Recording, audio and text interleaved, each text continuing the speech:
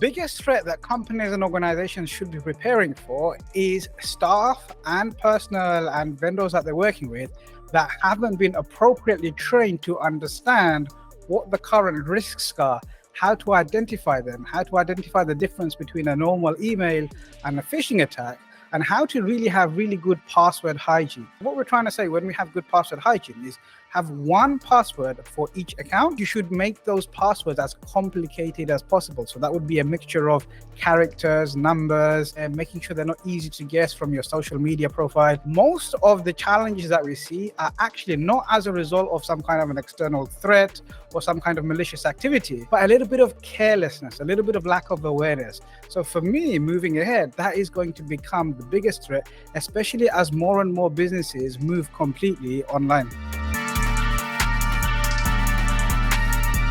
There's so many tools out there that help us, like password managers, and Google even offers a free password manager. They're very inexpensive and they can really help you to remember all of your passwords and make sure that only you can get in. Some of my friends, they have their own special tricks in how they remember passwords. For example, depending on what the organization is, they might have a keyword associated with it, with some kind of numerical characters to a code that only they know and understand. So they don't have to remember the full password all the time. They just have to remember their own code that they have, and they'll be able to unlock those things. It really comes down to how you think about privacy and how you think about security. As an individual, the thing I'm probably most concerned about is somebody breaking into my property and taking my possessions or harming my family or rummaging through our belongings. So that's security. So how do I protect against that? Well, you get double glazed windows, you make sure there's locks on all the windows, you might even have different locks in different parts of the room. Businesses, they're trying to do the same thing. They're trying to protect things that they hold dear and valuable to them. Now, privacy is about stopping people from seeing what you have to begin with. Just because my house is secure, maybe I've got bulletproof windows, nobody can get in. But if they can see everything that I'm up to, if they can see all of the things that I have, then that is an invasion of my privacy that might make me feel uncomfortable. So whether I'm an individual or a business, there will be things I want to keep private, there'll be things I want to keep secure. So when we take that approach, I think the threats are very similar. It's the data that's available in the industry. It's the stats that you see. It's the reports that you see. And it's how much you see companies are willing to pay for access to personal data. One of the exercises that we do with businesses is say, what would happen if all of the data that you had was no longer available to you and you had to go and buy that on the open market? How much do you think it would take to buy that data back? Imagine you couldn't buy that. How much money would you need to spend to go and rebuild or restore all of that data starting from scratch? If we was to sell the business, how much would the business be valued at with the data and how much would it be valued at without the data? And when you start answering those kinds of questions, you start realizing sometimes the most valuable thing the business has is the actual personal data that it holds. I think one misconception that needs to die is that your computer needs to stop working or you need to be locked out for somebody to be doing something that they shouldn't be doing. A lot of the times what we see is people have no idea that someone is actually monitoring each keystroke. Someone is actually mirroring the screen and seeing exactly what they're up to, or someone's actually getting something sent out to them. One of my friends was telling me a story. He's in cybersecurity. They were hired to penetrate the organization. He knows about my friend's reputation and they know that they're very good at what they do, and they decided they're going to change their password every single day so they'd only have access for one day if they managed to get through. And what my friend had done is they'd gone into the reception area. The TV was a smart TV, so it was connected because it was sending out the messages, and they put a dongle in there, and every time the password changed, it just transmitted that signal back to my friend's company, and every single day they was able to go in and exploit those vulnerabilities.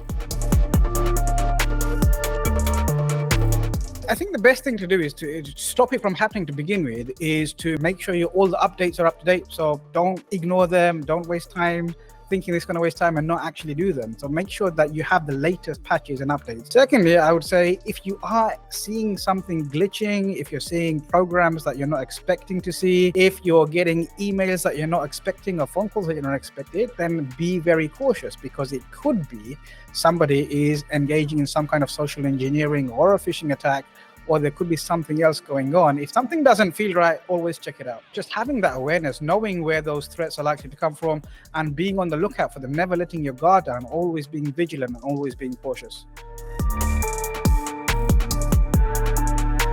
I make sure that I follow the advice that I give first and foremost.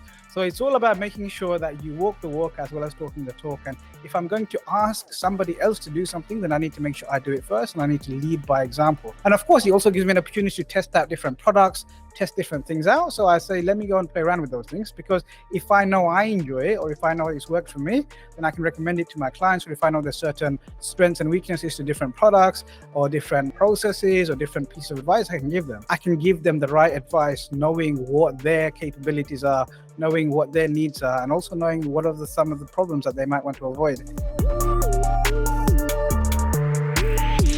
I think the most valuable advice I can give to somebody in 2024 is forget the certifications. The certifications are very, very important. Yes, you need them, but just having the certification isn't going to do anything for you. Maybe 5 years ago, when there weren't that many people certified, it meant something, but you don't add value to an employer by showing them you have a piece of paper that says you passed a multiple choice test.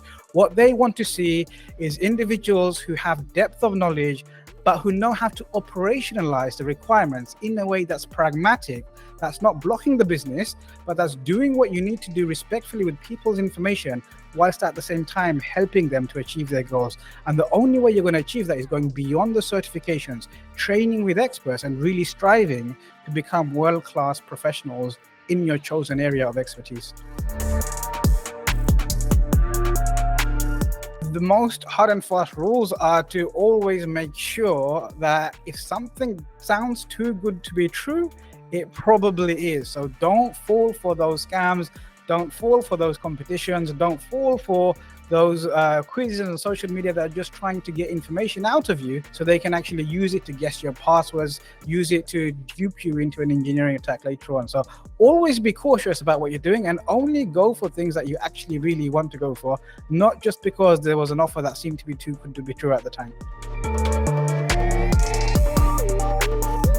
I think the first thing to do would be to go and figure out where all of your information is. Have a look through your emails. Start maybe doing subject access requests to see who has your data, what data they actually have, and then start requesting for all of those things to be deleted.